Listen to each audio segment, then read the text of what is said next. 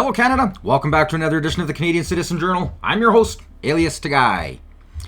Well, we got a whole bunch of stuff we're going to try and rifle through here today. Of course, inflation is down, and everybody seems surprised. Oh my god, it's down, but the media is kind of going, wow, it's because of the carbon tax, but, forget about everything we've been telling you about for the last 7 years. We're going to kind of debunk that right off the hop, get onto that part. We've got a few other things here I just wanted to kind of dabble on as well. Canada just making another fool of itself here. Netanyahu posting a nice tweet complimenting the stupidity and ignorance of the Liberal Party. Same Liberal Party, different leaders, same party, same people, same idea. Hate, fear, division. There's an interview that happened here with Rosemary Barton with this energy CEO. I want to go through this because I'm telling you, it's priceless. And then we got some more breaking news. Trump here announcing that he's going to put the dome, protectionist dome, over top. We have a 1 dead and 3 injured in a construction in Quebec here. The post-strike.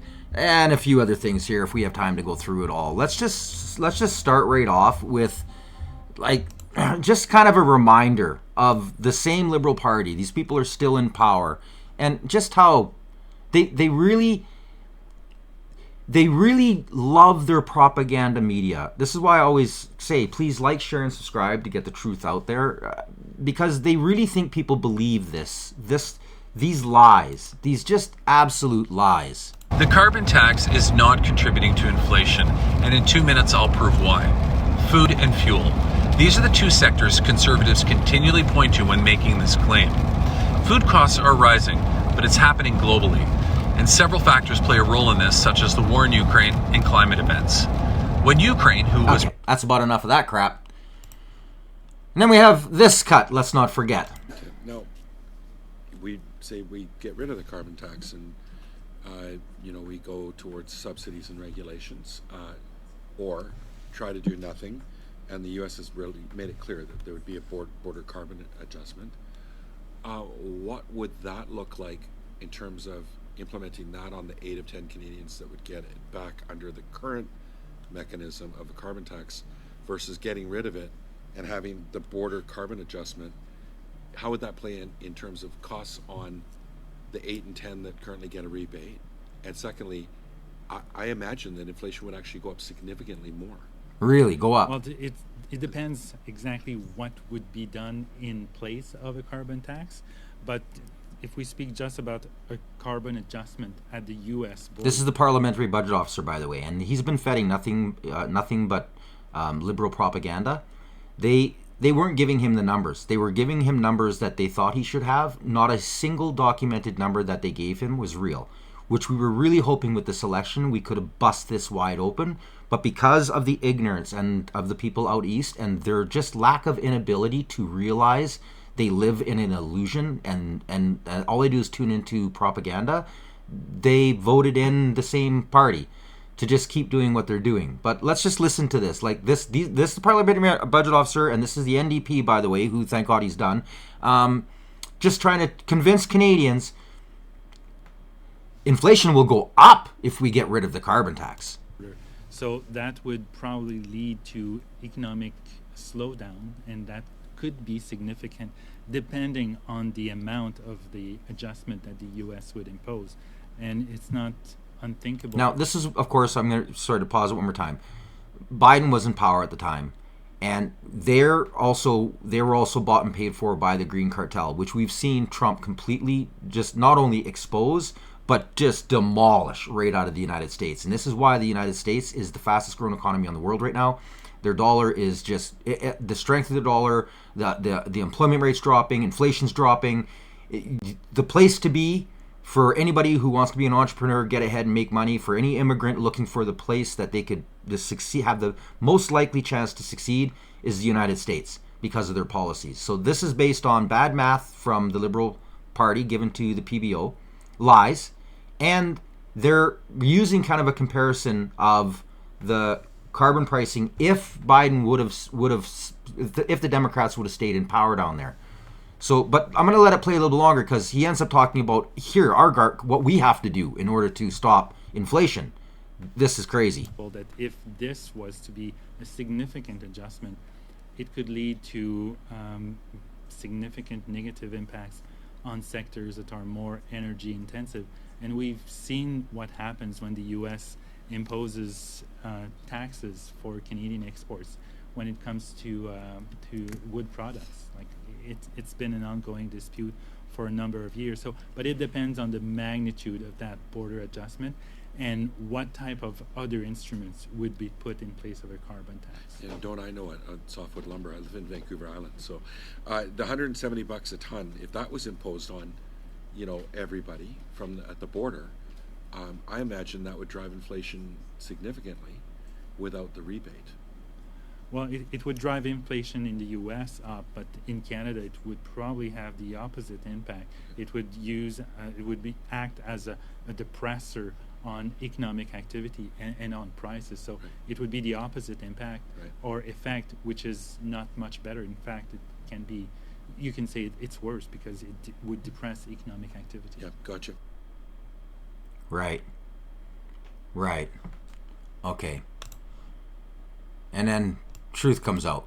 Something that will bring down inflation is the removal of the consumer carbon tax. Prime Minister Mark Carney says as of April 1st, the consumer carbon tax will be reduced to zero. The tax will still appear on your next natural gas bill because April's bill will include March consumption. Now, the city of Medicine Hat, among others, warning people of that fact. The city's manager. This is the brilliance of the Liberal Party. This is also when he made sure that he started to tariff all of the food, all of the products that regular people buy in Canada, so that you wouldn't see the prices come down on food. He didn't want full exposure of the lie of the carbon tax. He never really did tariff the states the way that he said he was tariffing them. I've been talking about the tariffs for a long time. Everybody was convinced that he's going to be the right guy. He's going to keep the books again. Now he's saying he's going to bring a budget. Well, so he changed his mind, public pressure. But the whole time he has been going around making sure to try to stop Canadians from seeing the reality of what his party has done and what they want to accomplish. This carbon tax, he may have removed the visible one that's being talked about that you see when you get your sticker and you get your receipt. But the hidden tax is going up. It's going to start escalating. All of this is behind the scenes with mainstream media covering it up. This is why, I need you to like, share, and subscribe. Because people need to see this. The price of food, anything that you're buying that touches the border, has a 25% tariff on it. Take that 25% tariff off a week and a half before the carbon tax was dropped. By the week and a half, 2 weeks after the carbon tax was dropped, all of the foods, not the ones they had on the shelves, but all of the new foods, and this is what's proportionately changing the prices more and more and more as well. This isn't Trump tariffs. This is your anointed Grand Putin Carney, who's taxing you. And the main reason is to hide the truth that we would have seen our price in food plummet. But he can't have that visible. He's trying to stop it in every which way possible because him with the help of propaganda, have been trying to tell you for the last 5-7 years, that inflation, it doesn't cause inflation. It doesn't cause food prices to go up. This is all to make the environment gooder. Right, sure it is. Now, the reality of it comes out, boom, there it is. Now economists expect it to be down 1.6. Today, they just released this morning, it is down 1.7%. It's truly unbelievable how silly people really are. So now that that's done, okay, you can thank Carney for your high food bill, not Trump. Netanyahu threw this out. We're just We're in such trouble. It's just so embarrassing. So here's his post. By asking Israel to end a defensive war for our survival before Hamas terrorists on our border are destroyed, and by demanding a Palestinian state, the leaders in London, Ottawa, and Paris are offering a huge prize for the genocidal attack on Israel on October 7th, while inviting more. Oh God, Canada, what's become of our nation? We're in such bad shape. I can't believe people re-elected the same people who caused all of this devastation.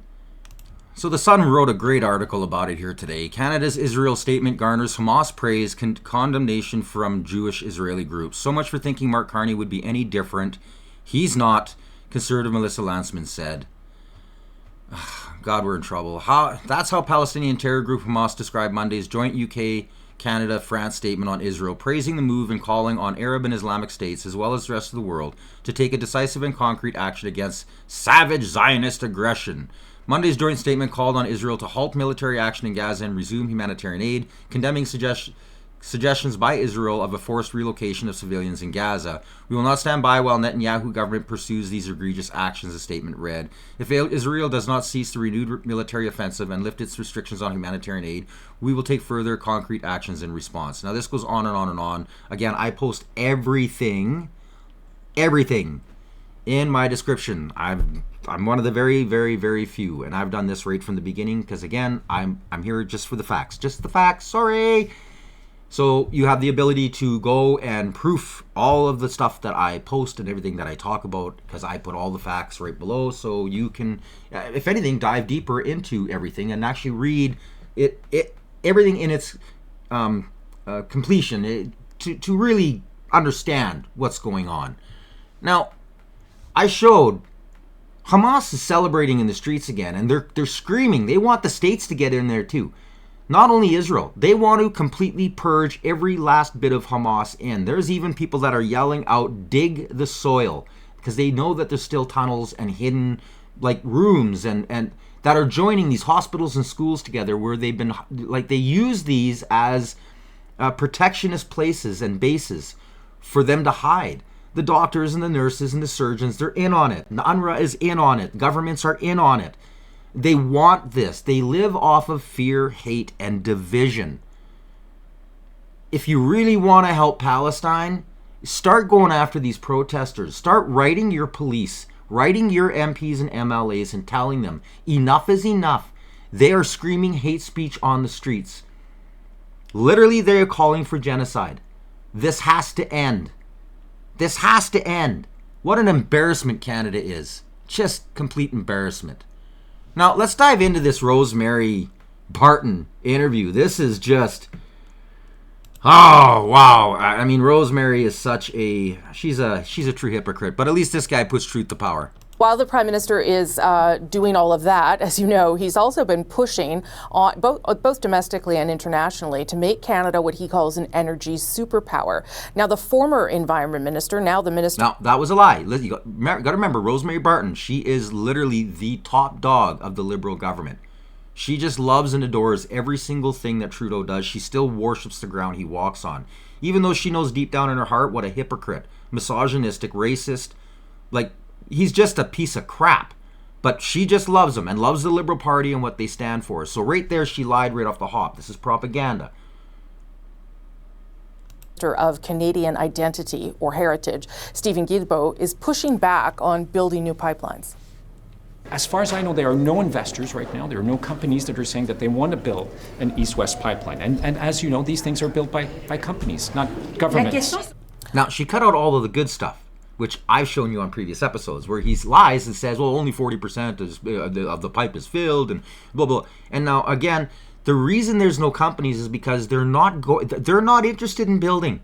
Why would you invest somewhere where the government will purposely just create a new law, put a new legislation to slow you down, to cost you more money, to stop you from completing your task, to stop you from being able to actually get your product to market? It doesn't help the investors at Brookfield. It doesn't help Carney. It doesn't help the Liberals. It doesn't help the Green agenda.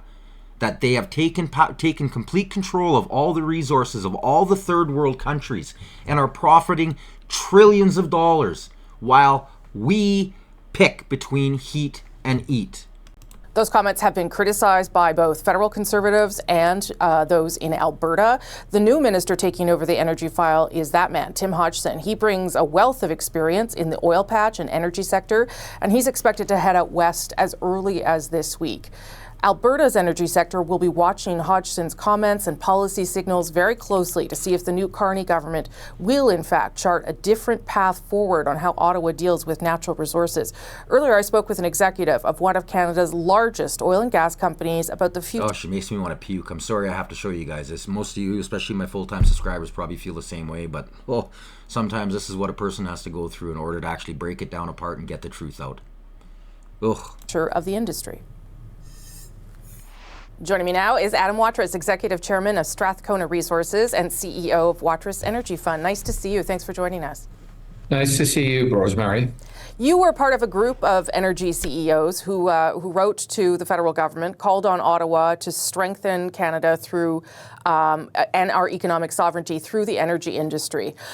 So let me get your sense on what you saw in cabinet this past week and whether you think the new Minister of Natural Resources and maybe the Minister of Environment tell you whether that message has been heard. Sure. So maybe I should state my bias up front. My family and I have partnered with the federal government over the last few years on reducing both industrial emissions and consumer emissions. So I've also had a very good working relationship with this federal government in reducing emissions. So that's my bias, okay, which I think is important to have. Essentially, what I think has changed quite dramatically over the last several months is the Canadian public desire to see investments in energy infrastructure, LNG facilities, pipelines. And the energy industry is always interested in building that kind of stuff. But historically, over the last 8+ years, there has not been capital available to the industry to be able to build those because of the regulatory environment. And so in response to numerous calls on the industry to advance projects, what the industry simply did is said, well, if you want the private sector to do this, these are the requirements that would have to be made and changes to policy and regulatory frameworks to be able to attract private sector investment to build pipelines and LNG facilities. Which would be everything that Daniel Smith has put forward and Scott Moe as well. Now, building pipelines and LNG facilities doesn't have to be done with private sector. It could be done by public funds. You could have state-owned enterprises do it. That's what happened with Trans Mountain, was a state-owned enterprise. Yeah. And that's, of course, a valid alternative that the government may want to consider. So that's just the background on the letter itself. So going back to where I started then, what signs do you see from this new cabinet, this new government, that some of the things that you and other energy CEOs have called for are being considered, that the regulatory environment will get easier? So we went through a very specific list of essentially half a dozen things, which was kind of what we would describe as a how-to list of getting private sector investment. And we sent those requirements to all the leaders, so it wasn't just to Mark Carney, as to what was going to be required. Now, during the campaign, frankly, it was disappointing, the response from Mark Carney on the campaign trail. For instance, we said, you're going to have to need to scrap C-69, the so-called No More Pipelines bill. He said no. We're going to have to scrap the hard cap on emissions. He said no. We said you're going to have to scrap the federal industrial carbon tax. He said no. We said you need a hard approval project for approvals of 6 months. He said 2 years. So it was fairly discouraging during the campaign. Now, having said that, sometimes what's said in a campaign and actually what gets implemented, parties in government can be two very different things. Now, if you listen very carefully, everything he's saying is what Pierre Poilievre was running on, word for word. But he has to remain, we'll call it political. So he's not being 100% truthful, and you can kind of hear it in the way he's putting it forward. He's making sure to kiss Carney's ring as well, because he doesn't want to put himself he doesn't want to make himself look like a conservative. Oh no, that would be so bad, right? He wouldn't even be on the show if that was the case. But he's being very political because he still has a business to run. He needs to show profit. He wants to expand oil and gas. That's his job. So, like I said, listen carefully to how he's wording things. He's literally wording things that Mo, Premier Daniel Smith, and who should have been the Prime Minister, Pierre Poilievre, has stated. Sure. There seems to be a continued desire from the Prime Minister to build LNG facilities, to build pipelines, as he likes to say, at a scale never seen before, at a pace never seen before. Mm-hmm.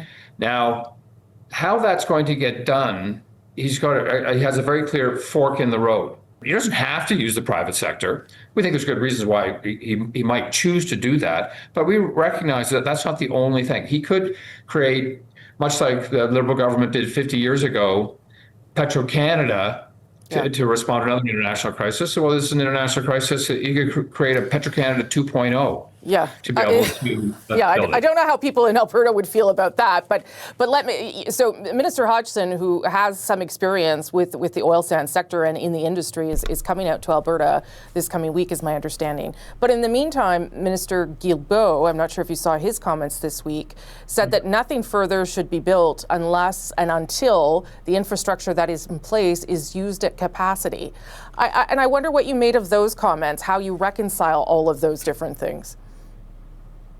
Well, the fact of the matter is Trans Mountain is, but by various estimates, are expected to be, the Trans Mountain pipeline is set to be filled by 2027. Mm-hmm. What we're looking to try and do is be able to have additional, when you think about pipelines, specifically oil pipelines, what we're trying to essentially do is to be able to get a pipeline in service in 3 years. That's essentially 6 months for approvals, another 6 months for full engineering, 2 years of construction. That's 3 years, which is essentially when the next pipeline is going to be needed.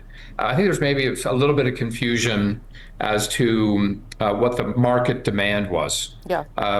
Lots of market demand. That's not that the industry has no concern about that. And I quickly would say, the Build Canada Now initiative was just talked about regulatory reform. It didn't call for any money from the federal government to be invested in the industry. The industry will do this. We just can't get money from investors with the current regulatory environment in it. So that's why we keep on saying, well, it's either got to be the public purse or private sector. The industry always wants to build stuff. Yeah. The reason they haven't done, there's been no major project sanctioning over the last 8 years is because the industry can't get the money to do it, given the current regulatory environment. Okay, I'm going to leave it there, but can we talk again? I'd like to talk again once the minister is in place and has had some conversation. Why? She didn't even ask the correct questions. Right there, she had to end the interview because it was that bad. It was not looking good for her party. And this guy was doing a silver-tongued political dialogue. He was trying his utmost to keep dialogue open with the liberal regime. So sad. So getting away from that part, propaganda at its best, trying to control the narrative, let's get on to Trump and his big announcement here. This is huge.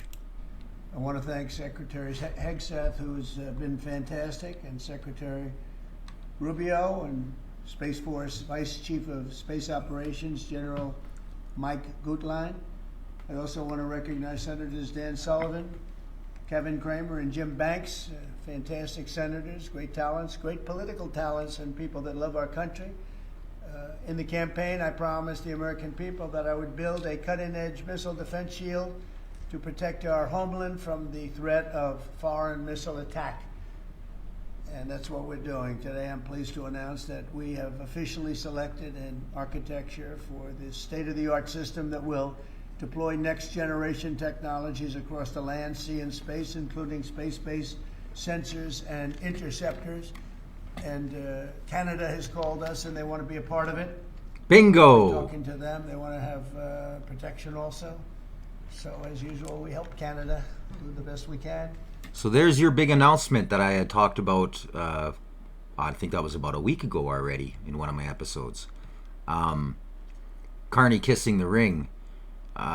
We'll just let this go out and talk a little bit about it. This design for the Golden Dome will integrate with our existing defense capabilities and should be fully operational before the end of my term. So we'll have it done in about 3 years. Once fully constructed, the Golden Dome will be capable of intercepting missiles even if they are launched from other sides of the world and even if they are launched from space. And we will have the best system ever built. As you know, we helped Israel with theirs, and it was very successful, and now we have technology that's even far advanced from that, but including hypersonic missiles, ballistic missiles, and advanced cruise missiles. All of them will be knocked out of the air. We will truly be completing the job that President Reagan started 40 years ago, forever ending the missile threat to the American homeland, and the success rate is very close to 100%, which is incredible when you think of it. You're shooting bullets out of the air. I'm also pleased to report that the One Big Beautiful Bill will include $25 billion for the Golden Dome to help construction get underway. That's the initial sort of a down deposit. And we have probably, you're talking about, General, we're talking about $175 billion total cost of this when it's completed. This afternoon, I'm also announcing that I will appoint, very importantly, General Gutlein to lead the ambitious new effort as the direct reporting program manager for the Golden Dome. A very talented man, and I'm very honored to have been the one that helped or really created Space Force. Space Force has turned out to be a tremendous success. We were third in space, and now we're number one in space by a lot. It's not even close. He's sure proud of that Space Force. Well, there's no real word on what exactly Canada's investment is. This is going to be here yet, but we do know that obviously Alaska being where it is, Canada is kind of a necessity, and NORAD's a joke. Let's just move ahead here a little bit further. I'll only show you the questions that were Canada's kind of mentioned. Thank you, Mr. President. When you first announced this idea, critics said it would be prohibitively expensive, potentially ineffective, and could trigger an arms race in space. What do you say to those critics about that? Well, they're wrong. It's about as close to perfect as you can have in terms of real production. I told you Canada wants to be a part of it, which be, fairly small expansion, but we'll fairly small expansion. Work with them on pricing. We'll be dealing with them on pricing. They know about it very much. They've asked to be a part of it, actually. They've asked us to be a part of it. I think it's something that is great. If you can afford to do it, we can afford to do it. We took in $5.1 trillion in the last... The states can afford to do it. But with our government of the last 10 years and still going, Carney's no exception. If anything, he's a bigger spender without any care about taxpayers. I can just imagine how much this is going to hurt us. And the worst part about it is this deals with all of the American companies. All the Americans will be getting the profit out of this, the work out of it, the employment, all of it. It doesn't sound like, from all the research I've done since this came out, I've been kind of going over it a few hours here, trying to find different, if there's any other parts and parcels that belong to the Canada end of it. It seems like we're a mediocre fill-in. They're just going to use us for some cash and kind of include us in there, saying, well, because the missiles have to fly over our head, they're forced to protect us. So this is really disgusting, to be honest. Good for the states, great, shitty for Canadians. I mean, over $1 billion a week in interest payments alone on the debt that the Trudeau has incurred on us. So, and looks like Carney plans to double that. So I don't know. It's getting pretty crazy. Last 4 days in the Middle East. We're just going to scroll a little bit further ahead. I just wanted you to catch this point about how he talks about Alaska. Please. Thanks, Mr. President. What companies have asked to be involved in building this system, and have you decided on who will be building it at all? Yeah, I think I'll let you answer that. You can mention some of yours from Alaska's involved, and Alaska's a big part of it because locationally they're sort of perfect. I think it's your first line of defense in certain instances, and Kevin will tell you that his state's involved. But honestly, now, if you look very carefully at the maps that are behind him, it doesn't show anything leaving Canada. It just shows them going over Canada. This is NORAD 2.0. That's what this is. So we'll see what's going to happen. Like I said, I'll keep you posted. I got news cycles going on every single TV. I've got a lot of TVs. Yeah, I've always got this kind of crap playing around in the background. So, and once again, I post the entire link. If you want to watch this in entirety. So let's move on here. This is, I should have played this before the Trump thing, actually. I made a mistake, but I just wanted to get back to the inflation thing here because this is kind of the facts. Brian Lilly, he does a great job, as always. Hi, I'm Brian Lilly, political columnist for the Toronto Sun. Those of us who are against the carbon tax have been saying for years it would add to inflation, and the Liberal government in Ottawa said, oh, don't be silly. You're going to be richer. You're going to be better off by paying the carbon tax and getting rebates that don't cover the actual cost of the carbon tax. Didn't matter how many studies came out showing that most people, other than the poorest of the poor, paid more. They stuck to this idea that 8 out of 10, in fact, got more back from the government than they paid. It was ridiculous, but those were the claims that they made. They never added into any of their equations the idea that when you tax fuel and then that fuel is used by a trucking company to deliver something to a grocery store, that is going to add on to the inflation. And guess what? You don't get a rebate based on the gas that the trucking company uses to take the food from the farmer's field to the warehouse and then from the warehouse to the store. You don't get a carbon tax rebate on that, but you end up paying the price in food inflation. Well, guess what? Stats Canada came out and said that inflation overall dropped from 2.3% in March to 1.7% in April. What did they put it down to? Lower energy prices. And they specifically cite the consumer carbon tax being taken down to zero. Now, let's be realistic. In April alone, we're not going to see the full impact of lowering the consumer carbon tax down to zero. And we also have to realize that on April 1st, the carbon tax price was lowered to zero, but on April 2nd, Donald Trump had what he called Liberation Day. That's the day that he imposed tariffs around the world, created massive economic and market bedlam. And guess what happened then? The price of oil dropped off the side of a cliff. That is also part of what drove down inflation in the month of April. But mark my words, we will continue to see inflation be impacted by the reduction or the lowering to zero of the carbon tax. It hasn't been eliminated completely yet. I get that. The Carney Liberals say they're going to do that.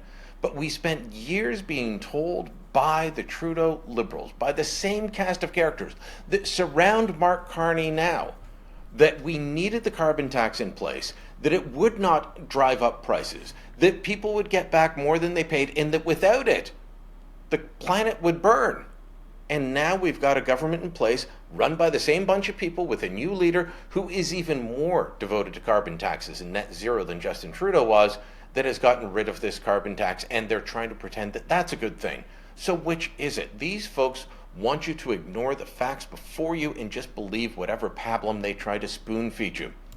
And he's so true. And like I said earlier, the tariffs that he put on food, he's trying every which way in order to manipulate the markets to try to hide just how much money you were actually spending extra because of the carbon tax. So again, make sure you write your MLAs, your MPs, even your senators, and you complain and tell them, knock the tariffs off. They're only costing Canadians. Enough is enough. And where's all that money going? It's not going back to us. Oh, no. It's going to, like he said, be spoon-fed to another sector, probably the auto sector, who voted for their own demise, for their unemployment checks. Just, our country's run by fools. It's absolutely crazy. So let's get on with this construction site collapse as well. We have breaking news we're following from Montreal. A structure collapse at a construction site has killed one person and sent 2 others to hospital. The CBC's Mark Carcassel has the details. So, Mark, what do we know? Andrew, this happened in Blainville, which is about a 45-minute drive northwest of Montreal, around 11 a.m. local time. This collapsed at a construction site for what appears to be a shopping center under construction. 2 retaining walls appear to have collapsed on the site. You could see from the photos from the scene multiple vehicles also going into that pit. Local police are calling this a major event. It's led to several road closures throughout the area. It happened on Michel Bohec Boulevard. If you're familiar with the area, that area remains closed between Notre Dame and Emilien Marcoux streets along Michel Bohec Boulevard. Local police say 1 worker was taken to hospital with a leg injury. Another one was treated on site. Another worker was also taken to hospital for symptoms of shock. But as Andrew mentioned, 1 worker, according to our colleagues at Radio-Canada, has died on scene here. The details are still very slim. We obviously don't know how this happened yet, what caused this, but we are keeping a very close eye on it, and we will have more for you as the story develops. All right, Mark, thank you. Thank you. Not good, not good at all. And then the postal strike. Sounds like they're going to go on strike again. This is craziness. Let's return to one of our top stories, another potential Canada Post strike starting Friday. Word of it already has small business owners worried about delays and rising costs. One of them is my next guest, who depends on Canada Post to get his products into the hands of customers. Thomas Barnicki is in Calgary, and he's the owner of a luxury consignment store and an e-commerce shoe care business. Thomas, appreciate you taking the time. Thank you. How's it going? I'm great. Well, tell me how you are, though. Tell us more about your worries if the strike goes ahead. I'm doing all right, and thank you for asking. My worries, I think, are consistent with what happened from the previous strike, which was November 15th to the December 17th. Over that period, which is typically our bread-making season, tees us up for strategic planning in the next year, which is the year now, 2025. In that period of the strike, both my businesses dipped in sales, respectively 16% on the luxury consignment side and 11% on the shoe care side. And this is uncharacteristic. Like, this is the season when we would grow. Both businesses are young, they're not mature businesses, so we're heavily in our growth phase. And those dips prevent us from hiring more employees and therefore contributing to the overall economy. And so I wanted to play that little bit because I wanted everybody, there's a lot of the media and even a lot of the independents, I hate having to correct. They're saying how we don't need them anymore. This is far from the truth. The problem is, and I've stated this on a previous episode, the union did their own damage by their own propaganda, which is the heads of the unions lying to the actual workers, saying that, oh no, they're going to start firing people, so you got to do this, and oh, they're going to cut wages, and you got to do this, kind of like the media did with Polyev. And I use that as a great comparison because that's exactly the opposite of what the reality was in order for Canada Post to stay afloat and remain part of Canada. Like, we do need Canada Post. This is through rain, hail, sleet, and snow, right? These people get you your mail. And it's not just letters, because obviously that part has been removed from almost 75-80% of the people out there that used to write letters don't write anymore. They use email. They use texts. But there is still a small area where they don't have those services. They still use the mail, as well as for small shipping. Not necessarily the big parcels, although Canada Post does that as well.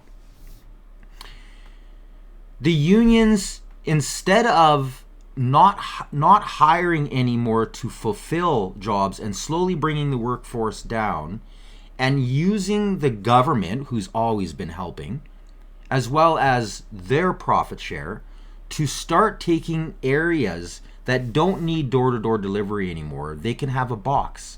This removes a lot of the workforce. That is the hugest cost. Like the largest cost is through the actual employees.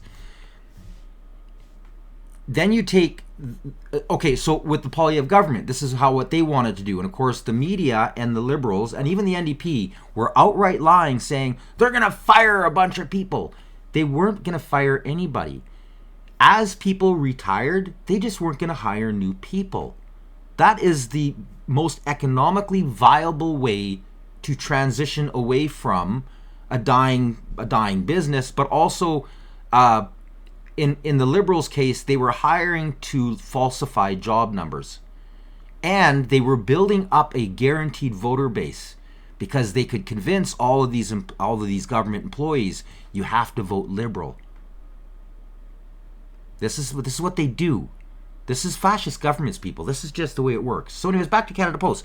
So Canada Post did this. Their unions did it in the beginning because they've got this bloated amount of employees that are making good money, very good money.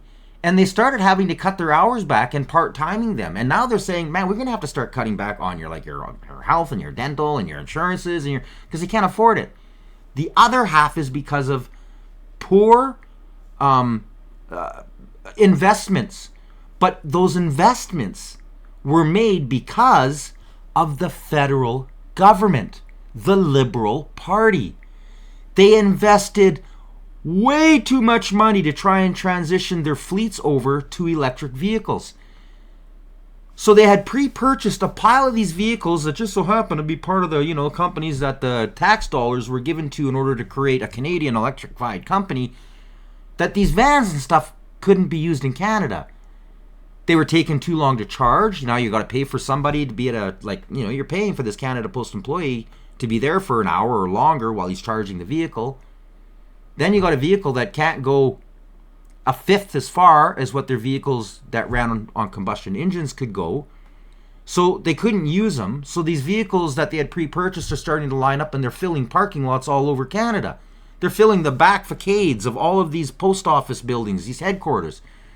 And then winter hits, they freeze, half the vehicles, the batteries swell, they're done. Now what do? Now you've got all this money tied up into bad investments because the federal government forced you to. Well, most of these guys are all Liberals anyways because they like free money, they like tax money. This Canada Post is the epitome of what the Liberal government is. You've got the unions controlled by Liberals. You've got the business ran pretty much and told what to do by Liberals. And the entire thing is falling apart. And Canada's going to suffer. These businesses need Canada Post. What are they going to do? They're going to add a $20-some charge to shipping for some other company to come in and ship something that they could have literally put into an envelope with some protective foam and shipped it through Canada Post. This is good. We are going to see huge ripples throughout Canada if we lose Canada Post.